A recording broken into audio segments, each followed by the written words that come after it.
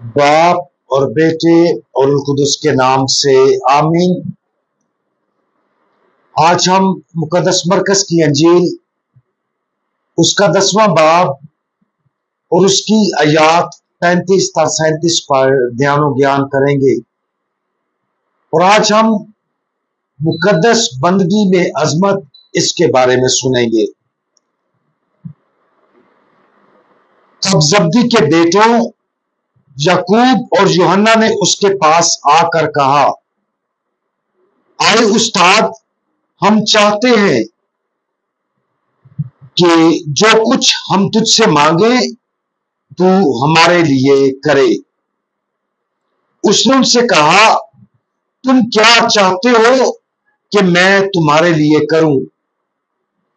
उन्होंने उससे कहा, हमें अता कर तो तेरे जलाल में हम में से एक तेरे दाएं और एक तेरे बाएं बैठे। याकूब और यूहन्ना अपने आप को काफी दलेर महसूस कर रहे थे। उनकी दलेरी जुज़वी तौर पर इस हकीकत से आई होगी कि वो खुदावंद यीशु मसीह की नेकी से बहुत वाकिफ हो गए थे और इसकी असलियत उन पर बहुत वाज़ेह थी। उन्होंने अपनी जाती खुदगर्जी की तलाश में खुदावंद यीशु मसीह की नेकी को अपने लिए इस्तेमाल करना चाहा।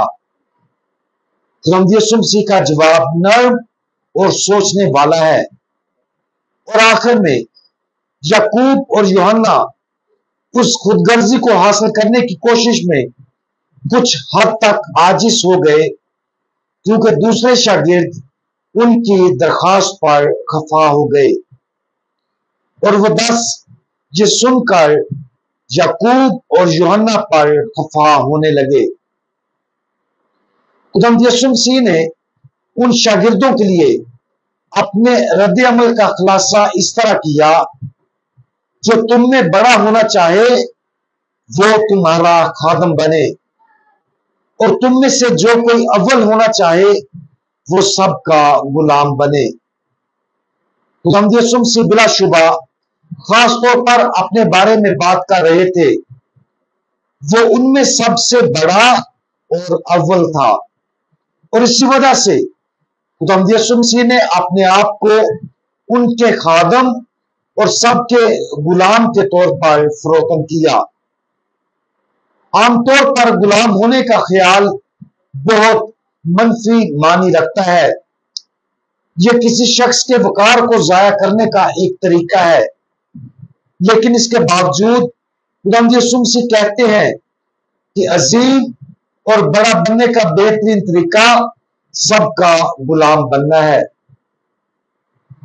जब किसी दूसरे पर गुलामी मुसल्लत की जाती है तो ये एक संगीन ज्यादती है, लेकिन जिस गुलामी के बारे में खुदावंद यीशु मसीह बता रहे हैं ये एक पाक और मुकद्दस गुलामी है। खुदावंद यीशु मसीह के लिए मुकद्दस गुलामी वो है जिसमें हम अपने आप को एक दूसरे के लिए मोहब्बत में कुर्बान कर देते हैं, और ये वही है जो खुदावंद यीशु मसीह ने कमालियत के साथ किया। सलीब पर उसकी मौत एक हकीकी जिस्मानी मौत थी। ये उसकी जमीनी जिंदगी की कुर्बानी थी, लेकिन ये आजादाना तौर पर और दूसरों को आजाद करने के मकसद के लिए कुर्बानी दी गई थी। अपने आप का हवाला देते हुए खुदावंद यीशु मसीह अपनी मुकद्दस गुलामी की वजाहत करते हैं और वो कहते हैं, क्योंकि इब्ने इंसान भी इसलिए नहीं आया कि खिदमत कराए, बल्कि इसलिए कि खिदमत करे और अपनी जान बतेरों के बदले फिदिया में दे।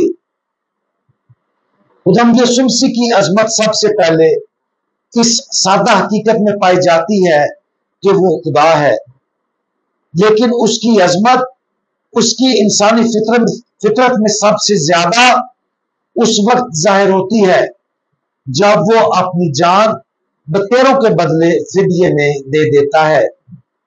और सलीब मोहब्बत बड़ी खिदमत का सबसे बड़ा अमल बन जाता है जिसे अब तक जाना जाता है। खुदावंद यीशु मसीह की बेलौस कुर्बानी का फल उन सब की नजात है जो उसकी तरफ रुजू करते हैं।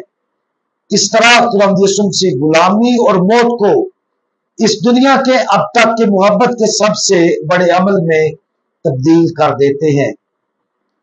आज मुकद्दस गुलामी की जिंदगी गुजारने के लिए अपने अपने बुलावे पर हम गौर करें।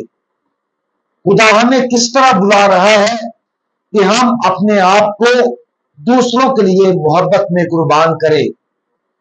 इंसानी नुक्ता नजर से कुर्बानी, बंदगी और यहां तक कि मुकद्दस गुलामी का तस्वर भी समझना मुश्किल है, लेकिन जब हम खुदावंद यीशु मसीह को बतौर नमूना अपनी आंखों के सामने रखते हैं तो यह बहुत वाज़ेह हो जाता है।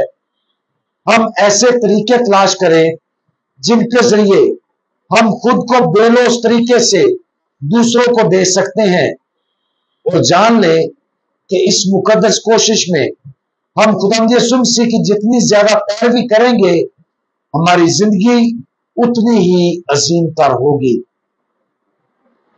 तमाम तकद्दस के मालिक खुदावंद, आपकी अजमत आपकी इंसानी फितरत में आपकी कामल बंदगी के अमल से जाहिर हुई जब आपने आजादाना तौर पर उन लोगों के लिए, गुनाहों के लिए मरने का इंतखाब किया जो निजात के लिए आपकी तरफ रुजू करते हैं। आपने अपने आप को फरोख्त किया, गुलाम की शक्ल इख्तियार की ताकि सबको आजाद किया जा सके।